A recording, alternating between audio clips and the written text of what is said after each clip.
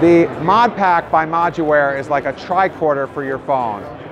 On the surface, this is a power bank that can charge your phone 2.5 times, but it's also a Bluetooth LE device that has a smorgasbord of removable sensors and other devices that you can use to enhance your phone. So over here I've got one, and as you see there's an app running on the phone that it's connected to, and if I take this, this module, which is actually a storage module with 32 gig, you'll see that it actually shows it on the screen here, which displays all of the different things that are plugged in. So some of the things that you'll get with it are an LED light, which you can control through the app and make light up different colors, and whoa, really bright. There's an air quality sensor, there's a temperature sensor, and there's other sorts of things. Now here is the starting unit, and this is going to come with a speaker for conference calls, a temperature sensor, the LED light, and the 32 gigabytes of storage.